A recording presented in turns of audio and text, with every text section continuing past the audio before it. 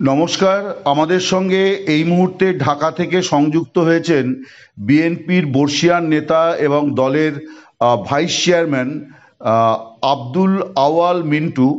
আব্দুল আওয়াল মিন্টু বাংলাদেশের একজন নামী রাজনীতিক এবং একই সঙ্গে তিনি এক প্রথম সারির ব্যবসায়ী এবং একাধিক শিল্প প্রতিষ্ঠানের সঙ্গে তিনি যুক্ত এবং মূলত ব্যাংকিং এবং বীমা এই দুটো সেক্টরে তিনি দীর্ঘদিন আহ, মানে সম্পৃক্ত থেকেছেন এবং বিএনপির প্রথম সারির মানে নেতৃত্বে তিনি আছেন এবং খালেদা জিয়ার অত্যন্ত ঘনিষ্ঠ আব্দুল আওয়াল মিন্টু। এটা বিভিন্ন সময় তো দেখা গিয়েছে যে জিয়া পরিবারেরও তিনি অত্যন্ত ঘনিষ্ঠ একজন ব্যক্তি। তো আমরা তার সঙ্গে বাংলাদেশের চলমান রাজনীতি নিয়ে খানিক সময় কথা বলবো। মিস্টার মিন্টু, আপনাকে দ্য ওয়ালে অনেক স্বাগত জানাই। আমি আপনাকে কৃতজ্ঞতা জানাচ্ছি যে আপনি খুবই ব্যস্ত, আমি জানি সেটা ব্যক্তিগতভাবে, তার মধ্যে আপনি যে সময় দিতে রাজি হয়েছেন। তো আমি প্রথমে একটা কথা, আমরা তো সাধারণভাবে আহ, একে অপরের সঙ্গে আলাপ হলে আমরা জিজ্ঞাসা করি যে কেমন আছেন।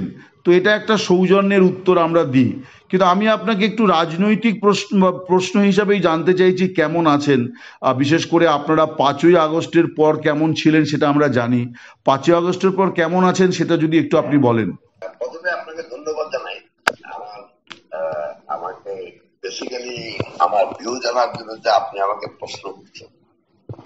একটা কথা শুনেন, এই সব দেশে তো একটা রাজনীতি থাকে, রাজনীতিবিদ বা রাজনৈতিক দলের একটা চারিত্রিক বৈশিষ্ট্য থাকে।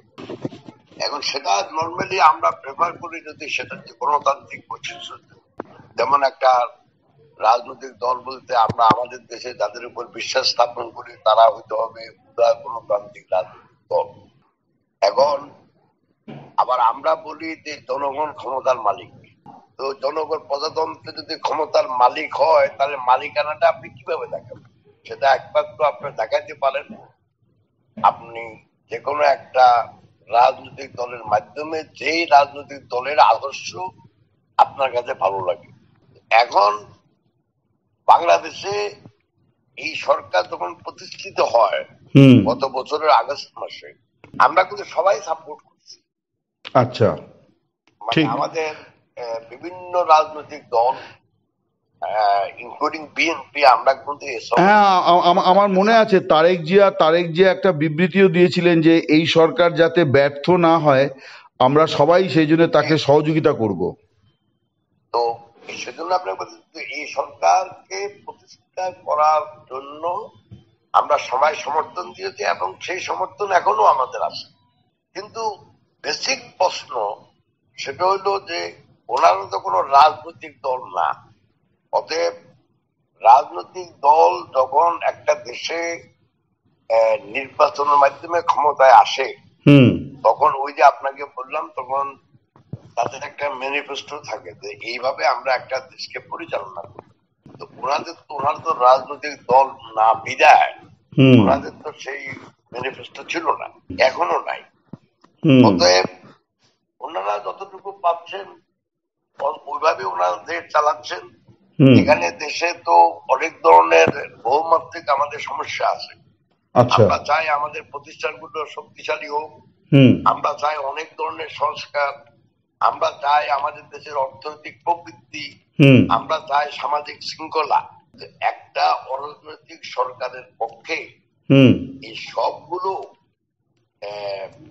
এই যত আমাদের আশা আকাঙ্ক্ষা যেগুলি আপনাকে বললাম, অরাজনৈতিক সরকারের পক্ষে এগুলি সবগুলো মেটানো সম্ভব না। তবুও আমি বলবো যে ওনারা যতটুকু ওনাদের পক্ষে সম্ভব ওনারা করতেছেন।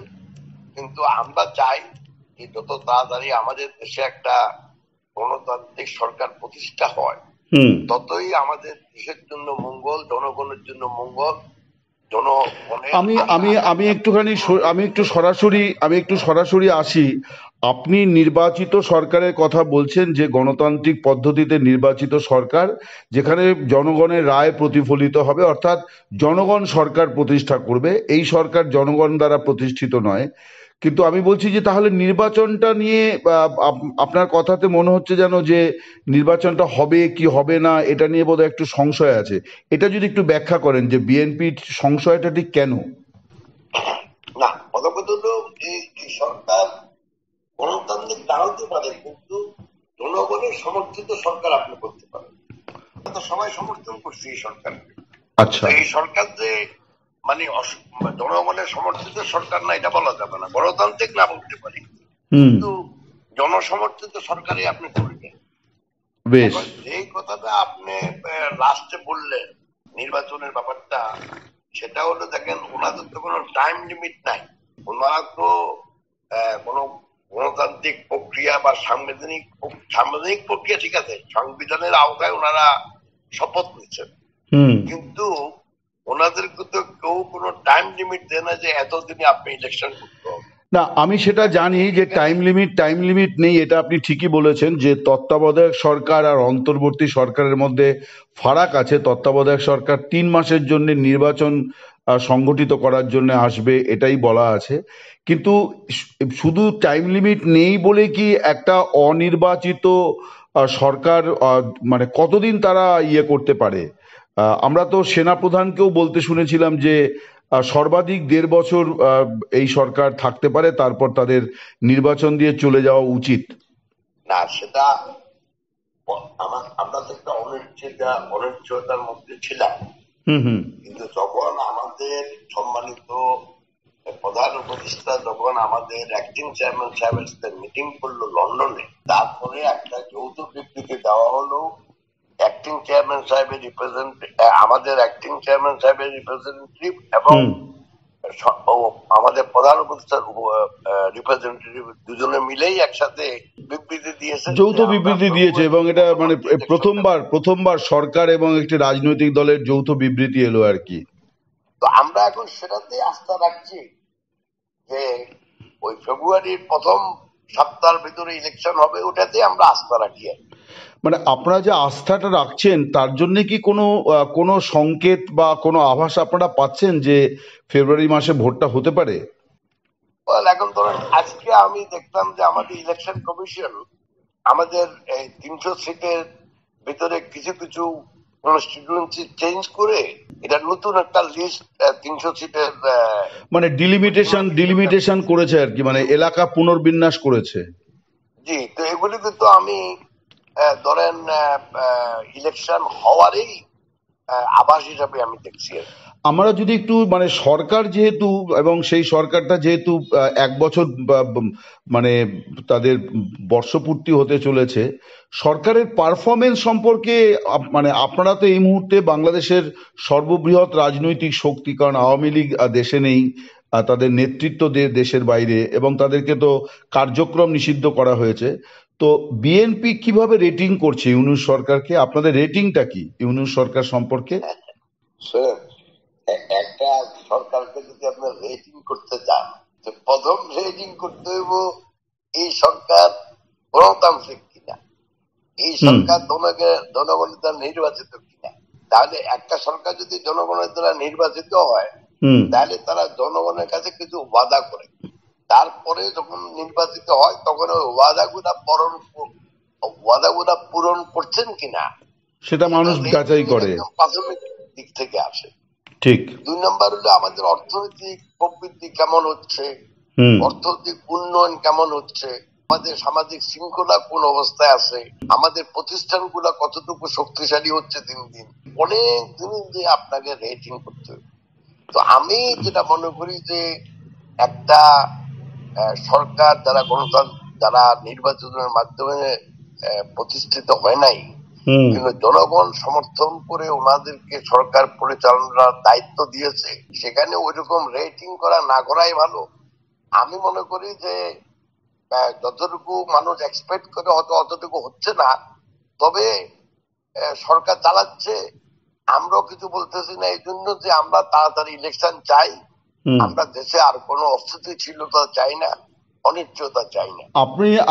আপনি বলছেন অস্থিতিশীলতা চান না, এটা কেউই চাইবে না, কিন্তু আমরা দেখছি যে মানে বাংলাদেশের মানে বর্ণমালাতে মতে তো মব হয়ে গেছে আর কি, মানে মব ভায়োলেন্স তো এখন মানে ম আর ভ এর ব্যবহার তো প্রচন্ড, মানে এটা তো একটা আতঙ্ক, ম আর ভ, মানে মব ভায়োলেন্স তো আমরা দেখতে পাচ্ছি, এপারে বসেও বুঝতে পারছি মানে ঘটনাগুলো যে মানে যে ধরনের।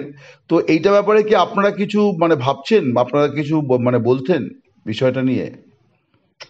সেই জন্য তো আপনাকে আমি এই আপনার প্রশ্ন উত্তরগুলো দেওয়ার ভিতরে আমি কিন্তু অনেকগুলা কারণ আপনাকে already দেখাচ্ছি। এটা হুম যে কোনো দেশে যদি হুম আপনি একটা পলিটিক্যাল পার্টি নির্বাচনের মাধ্যমে যদি সরকার গঠন করে, হুম এটা আপনাদের দেশে হোক আমাদের দেশে হোক, হুম তাহলে সরকারের তো একটা চারিত্রিক বৈশিষ্ট্য থাকে, ঠিক, সরকারের একটা পলিটিক্যাল কাঠামো থাকে। ঠিকই। যে কাঠামো একদম মনে করেন একদম উপজেলা বা গ্রাম পর্যায়ে বিস্তৃত। হুম কারণ এই সরকারের তো সেই কাঠামো তো নাই। রাজনৈতিক কাঠামোর অভাবে হুম আমরা যা চাই সব তো আমরা চাইলেও ওনারা করতে পারবে না, ওনারা চাইলেও করতে পারবে না। আমি মনে করি যে পলিটিক্যাল একটা অনিশ্চয়তা আছে। আমরা নির্বাচন যদি হয় তাহলে এই অনিশ্চয়তা কেটে যাবে, দেশ আবার আগের মতো। এবার একটু বিএনপির বিষয়ে আসি। আমরা যেটা দেখতে পাচ্ছি মানে যে বিএনপি দুটো বিএনপিতে ভাগ হয়ে গেছে। মানে একটি বিএনপি যেটা জাতীয় স্তরের বিএনপি, যার অংশীদার আপনিও, তারেক জিয়া, তিনি হয়তো মানে নির্বাচনে বিজয়ী হয়ে হয়তো আগামী দিনে প্রধানমন্ত্রী হবেন, আপনারাও হয়তো গুরুত্বপূর্ণ পদে আপনাদের দেখা যাবে। কিন্তু আপনাদের যে জেলা স্তরের নেতৃত্ব, তারা তো উপজেলা, থানা, এই পর্যায়ে যত রকম সরকারি পদগুলি আছে, স্বশাসিত পদগুলি আছে, সেগুলির অনির্বাচিতভাবে তারা কিন্তু ভোগ দখল করছে। মানে ইউনূস সরকারের সঙ্গে বিএনপির এই সাম্রাজ্যের কিন্তু কোনো ফারাক আমরা দেখছি না। মানে আপনি কি এই ব্যাপারে যদি আপনার প্রতিক্রিয়া বলেন? মানে আমি তো একটু কড়া ভাষাতেই কথাটা বললাম যে বিএনপি একটা সমান্তরাল প্রশাসন চালাচ্ছে, মানে বিশেষ করে জেলা স্তরে আপনাদের সেখানে কিন্তু, এবং আপনাদের তো একটা সংখ্যাও আমি দেখছি যে বিপুল সংখ্যায় বহিষ্কারও করেছেন আপনারা, এবং চাঁদাবাজি, সিন্ডিকেট, এগুলোর সঙ্গে আপনাদের নাম জড়িয়ে যাচ্ছে আপনাদের পার্টির। শুনেন, আমরা আমাদের দেশে যে আপনার যে কথাগুলো বললেন কিছু কিছু হয় নাই, সেটা তো আমি আপনার সাথে কোনো বিতর্কে যাব না। এক, 2 নম্বর হলো যাই হয়েছে, যেগুলিকে আমাদের দল আইডেন্টিফাই করতে পেরেছে, হুম আমাদের বর্তমান যে নেতৃত্ব অ্যাক্টিং চেয়ারম্যান সাহেব জনাব তারেক রহমান সাহেবের একদম দ্ব্যর্থহীন ঘোষণা, হুম যারাই দলের ভিতরে থেকে অন্যায় করবে, মানুষের এই যে যে কথাগুলো আপনি বললেন হুম যে অন্যায় ভাবে যদি অন্যায় কোনো কাজ করে, হুম বিশেষ করে যেগুলি একটা রাজনৈতিক দলের নেতা বা কর্মীর করার কথা না, হুম তাহলে তাদেরকে দল থেকে বহিষ্কার করা হবে। এ পর্যন্ত আমার ধারণা যে আমাদের প্রায় 5,000 বিভিন্ন লেভেলের নেতা কর্মী বহিষ্কার করা হয়েছে। এবং এটা আবার আপনাকে এও আমি বলতে চাই হুম যে অনেকেই বাংলাদেশে এখন, আমি কাউকে নাম বলতে চাই না, আমার অভ্যাস নাই, অনেক পার্টি এগুলি করে, অনেক লোক এগুলি ইন্ডিভিজুয়ালও করতেছে, করার পর এগুলি বিএনপির উপরে দোষটা চাপাই দেওয়া হয়। আবার বিএনপি যে করতেছে না সেটাও আপনাকে আমি বলবো না। হুম এখন সেজন্যই তো আমরা বলছি যে একটা দেশে যদি আপনি সত্যিকার অর্থেই দেশকে ভালোভাবে পরিচালিত করতে চান, হুম মানুষের জীবন মান উন্নয়ন করতে চান, মানুষের আকাঙ্ক্ষার প্রতিফলন ঘটাতে চান, তাহলে আপনাকে একটা গণতান্ত্রিক একটা ঠিক নির্বাচন ঠিক। করতেই হবে। মিস্টার একটা ঠিক। গণতান্ত্রিক সরকার প্রতিষ্ঠা করা যায়, সেখানে জনগণের যে আশা আকাঙ্ক্ষা, হুম হুম আকাঙ্ক্ষা গুলোর জন্য প্রতিফলন ঘটাতে পারে। মিস্টার মিন্টু, আমি একটা অন্য নির্বাচিত সরকার না পাবেন ততক্ষণই যাকেই আপনি বসান এই হুম ধরনের সমস্যা কিন্তু দেখা দিবে একটা সময়। মিস্টার মিন্টু, আমি একটা অন্য প্রসঙ্গ বলি যে আপনি যে বলছিলেন যে আমি কারো নাম নিতে চাই না, কিন্তু ধরুন এই ধরনের অপরাধ করে, তোলাবাজি, চাঁদাবাজি, সিন্ডিকেট রাজ করে বিএনপির নামে দোষ চাপানোর জন্যে, মানে এগুলো করার জন্য একটা রাজনৈতিক শক্তি দরকার। আওয়ামী লীগ তো নেতৃত্বহীন, দিশাহীন, তারা জেলে আছে আর অথবা আড়ালে আছে। তো মানে সক্ষম দল আমি তো যা বুঝতে পারছি জামাতে ইসলামী এবং নতুন যে দল এনসিপি, বিশেষ করে তাদের তো 5জন সমন্বয়ক ধরা পড়েছেন এই চাঁদাবাজির অভিযোগে, এবং কোটি কোটি টাকা তারা মানে রোজগার করেছে। তো আপনি কি মানে এই দুটি দলের ব্যাপারেও কি আপনি নীরব থাকবেন, নাকি আপনি মনে করেন যে আপনি স্পষ্টই বলবেন যে কারা বিএনপির নামে দোষ চাপাচ্ছে? আমি আমি তো আমি দেখেন, এখানের মধ্যে দোষ চাপানো আমাদের আমার পার্টিকুলার অভ্যাস না। এক, দুই নাম্বার হলো আমরা কোনো সরকারে নাই। তো আমরা সরকারে, যখন আমরা সরকারে নাই, হুম। আমরা ওইটুকুই করতে পারি যদি আমরা দেখি বা আমরা প্রমাণ পাই বা হুম। কেউ যদি আমাদের কাছে ধরেন কমপ্লেন করে, আমরা শুধু ওদের বিরুদ্ধে ব্যবস্থা নিতে পারি। হুম। এবং আমরা এটাও দেখতেছি ক্লিয়ারলি যে অনেক লোকে অনেক কিছু করে, ইভেন ইন্ডিভিজুয়াল পার্সন হুম। অনেক কিছু করে ওই দোষটা বিএনপির উপরে দিয়ে, বিকজ বিএনপি একটা বড় বৃহৎ রাজনৈতিক দল, হুম। উদার গণতান্ত্রিক রাজনৈতিক দল, হুম। একদম গ্রাম থেকে আরম্ভ করে শহর পর্যন্ত বিস্তৃত। তো এখন আমার বিএনপির উপরে দোষ দেওয়াটা খুব সহজ, ওটাই আপনাকে বললাম আর কি। আচ্ছা, আরেকটা বিষয় আমি একটুখানি বলি যে বাংলাদেশে আওয়ামী লীগ সবচেয়ে প্রাচীন মানে পুরনো দল। তারা এখন তাদের কার্যক্রম নিষিদ্ধ, তাদের প্রতীকটাকেও বাতিল করার উদ্যোগ নেওয়া হয়েছে। তো এই বিষয়টাকে আপনারা মানে কিভাবে দেখেন? কারণ আপনারা একটা দল, এবং আপনাদের প্রতিপক্ষ দলকে যেভাবে মানে একটা মানে দলের তো কিছু নেতা কর্মী মন্ত্রী তারা অপরাধ করেন, কিন্তু একটা দল তো সাধারণ মানুষের, দল তো নেতার নয়, দল তো সাধারণ মানুষের। তো আওয়ামী লীগকে যে এইভাবে নিষিদ্ধ করা হচ্ছে, এই ব্যাপারটাকে আপনারা কিভাবে দেখছেন? এটা তো আমাদের, আপনি তো নিশ্চয়ই, আপনি তখন যতগুলো প্রশ্ন করলেন তার থেকে বোঝা যায় আপনি বাংলাদেশের রাজনীতি বলেন, সমাজ বলেন, আপনি ভালোই মোটামুটি আপনার নখদর্পণে আছে। বিএনপি তো কোনো সময় কোনো রাজনৈতিক দলকে নিষিদ্ধ করুক বলে নাই। এক, হুম। বিএনপি কোনো রাজনৈতিক দলের কার্যক্রম বন্ধ করুক সেটাও বলে নাই। আমরা আমাদের দাবি একটা, সেটা হলো যারা গত 15 বছর ধরে অন্যায়, অবিচার, লাঞ্ছনা, বঞ্চনা করছে দেশবাসী, আমাদেরকে সহ, বিএনপি সহ, যারা দুর্নীতি করছে, যারা দেশের সম্পদ লুণ্ঠন করছে, তাদের আমরা বিচার দিচ্ছি। আমরা কোন রাজনৈতিক দল নিষিদ্ধ করুক বা ওইটা করুক, এগুলি তো বিএনপি চায়নি। আপনি দেখছেন কোন সময় বলেন? না, আমি এটাই বলতে চাইছি যে ইউনূস সরকারের পদক্ষেপগুলোকে কিন্তু বিএনপি বিরোধিতা করলো না, কারণ কারণ বিএনপি যেহেতু এই সরকারের কে বাইরে থেকে সমর্থন দিচ্ছে, এবং তখন সেই সরকারের পদক্ষেপ সম্পর্কে তো আপনাদের একটা মূল্যায়ন থাকতেই পারতো। আপনারা কিন্তু 32 নম্বর ধানমন্ডি ভাঙার ঘটনাতেও কোনো প্রতিবাদ করেননি। আওয়ামী লীগকে যে তার কার্যক্রম নিষিদ্ধ করা হলো, সেটাও আপনারা মানে প্রতিবাদ করেননি।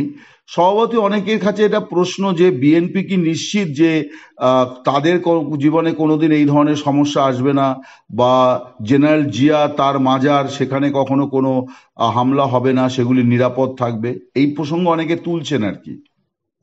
শুনুন, এই পুরান ইতিহাস যদি আমরা বলি, এই দেশে আর এটা শেষ হবে না। এই আমাদের শহীদ প্রেসিডেন্ট জিয়াউর রহমান মাজারকে সরানোর চেষ্টা করা হয়েছে, ওখানে ওই ব্রিজটা ভেঙে দেওয়ার কথা বলা হয়েছে। আমরা কিন্তু এগুলিতে বিশ্বাস করি না। বিএনপি বিশ্বাস করে সহ অবস্থান, মানুষের মানুষের সহ অবস্থান, প্রতিষ্ঠান গুলা সামর্থ্যবান করা, তাতে করে দেশের মানুষ ন্যায় বিচার পায়, তার সাংবিধানিক অধিকার গুলা রক্ষা করতে পারে, তার সাংবিধানিক অধিকার রক্ষা করতে পারে, তার স্বাধীনতার জন্য খর্ব না হয়। এখন এই সরকার যত কিছু করে, আমরা এই সরকারকে সমর্থন করছি, আপনাকেও বলছি আগে। তার মানে এই নয় এই সরকার যাই করতেছে আমরা সব সমর্থন করি। কিন্তু এখন যদি আমরা বেশি তাদের এদের বিরুদ্ধে রাস্তা নামতে হবে আমাদের, আমরা তো সেটাও করবো না। এই সরকার তো, আমি আপনাকে বারবারে বলছি যে আমাদের সমর্থনই সরকার প্রতিষ্ঠা হচ্ছে। অতএব এখন সরকার যা করে সেই দায়িত্ব তো বিএনপি নিতে পারবে না। না, এখানেই বোধহয় একটা রাজনৈতিক ধোঁয়াশা বিএনপিকে নিয়ে তৈরি হচ্ছে, যে তারা বলছে যে এই সরকারকে পাশে তারা আছে, অথচ এই সরকারের যেটা কোট অ্যান্ড কোট অপকর্ম, মানে আমি অপকর্ম বলছি না, মানে পাঁচজনে যেটা বলছে, তার কিন্তু বিএনপি কখনো বিরোধিতা করছে না। এমনকি আওয়ামী লীগকে নিষিদ্ধ করার সিদ্ধান্তেরও কখনো তারা বিরোধিতা করছে না। তারা হয়তো সমর্থন করছে না, কিন্তু এটা সরকারকে বলছে না যে এটা আপনার কাজ নয় বা আপনি এটা করতে পারেন না। এইটা আমি বলতে চাইছি আর কি। তাহলে মানে ইনডিরেক্টলি আপনারা কিন্তু ইউনূস সরকারের ব্যর্থতার দায় কি নিয়ে নিচ্ছেন না, এবং সেটা কি নির্বাচনে আপনাদেরকে একটু ব্যাকফুটে ঠেলে দিতে পারে? না, আমরা ইউনিট সরকারের ব্যর্থতার দায় কেন নেবো আপনি বলেন? ইউনিট সরকারের ব্যর্থতার দায় জনগণ সমর্থন করছে। যদি কোনো ব্যর্থতা থাকে হুম সেটার জন্য সব দায়ী হবে, শুধু বিএনপি কোনো দায়ী হবে না। বিএনপি তো একা দায়িত্ব নেওয়ার এটা কোনো দরকার নেই। হুম বিএনপি এই সরকারকে সমর্থন প্রতিষ্ঠা লগ্নে প্রতিষ্ঠা করার জন্য সমর্থন করছে। আমি এখনো বলছি আমরা সমর্থন করি, হুম হুম বিকজ আমরা তো সরকার ছাড়া তো একটা দেশ চলবে না। সেজন্য তো আমরা বলছি যে ভাই তাড়াতাড়ি নির্বাচনটা দিয়ে দেন। আমরা কোন দলের বিরুদ্ধে কোনো অবস্থান আমাদের আমাদের দল নিচে বলে আমার জানা নাই।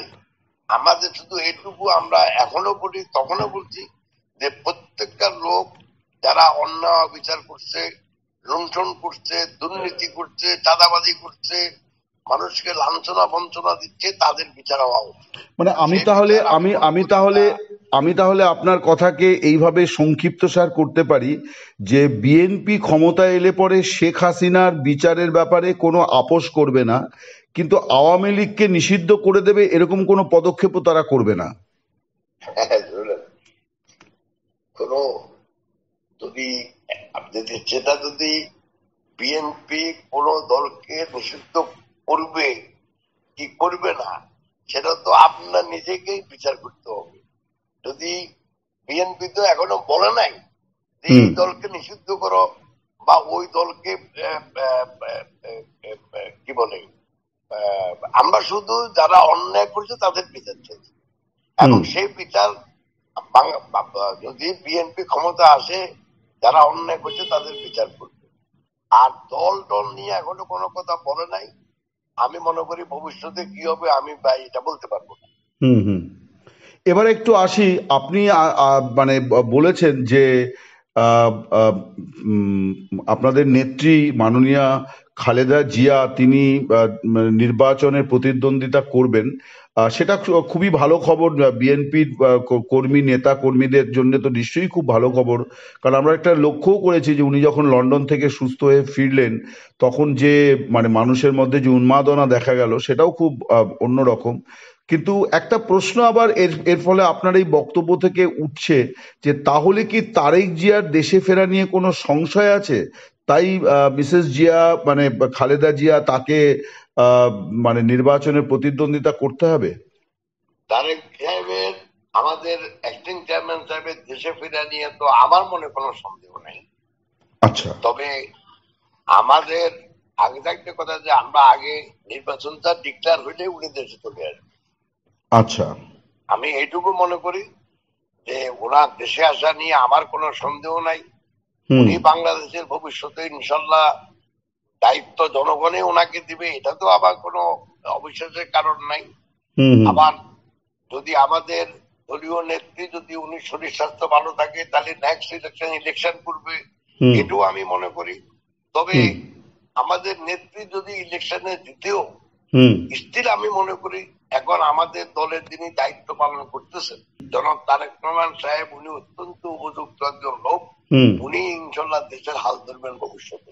সেক্ষেত্রে খালেদা জিয়া কি কোনো মানে সরকারের উপদেষ্টার ভূমিকা পালন করবেন, যে বাইরে থেকে সরকারকে অ্যাডভাইস দেবেন, মানে যেটা আমাদের ভারতে সোনিয়া গান্ধী যে রোলটা প্লে করেছিলেন, এখন মনমোহন সিং? আপনাকে সত্য কথা বলি, কংগ্রেস যখন একবার জিতছিল তখন এই গান্ধী পরিবার থেকে প্রধানমন্ত্রী হয়নি।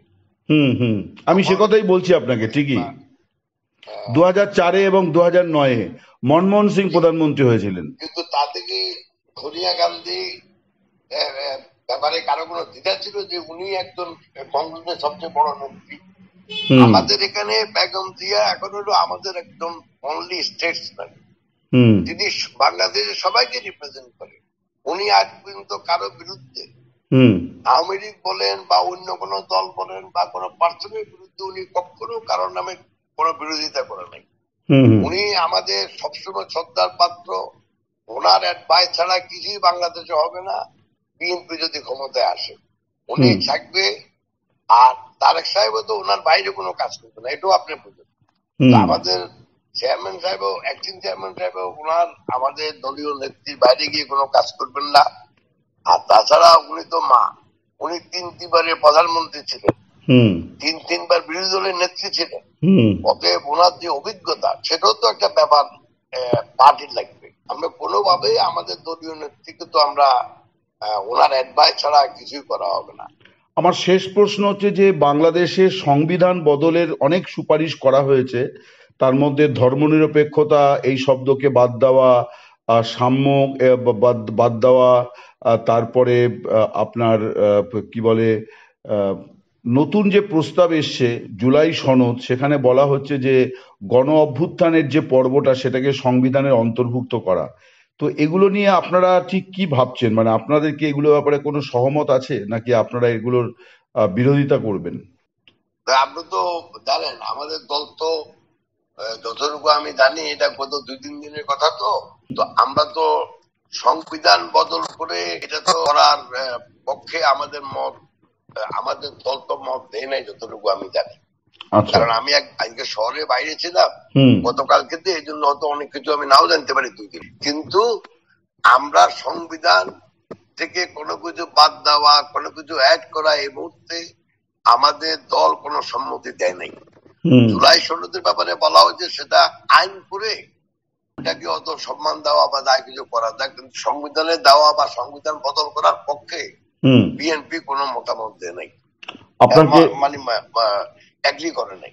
আপনাকে অনেক অনেক শ্রদ্ধা এবং সম্মান জানিয়ে এই আমাদের সঙ্গে কথা বলার জন্য কৃতজ্ঞতা জানিয়ে শেষ করছি। আপনি ভালো থাকুন। অনেক শুভেচ্ছা রইলো, অভিনন্দন রইলো আপনার জন্য। নমস্কার।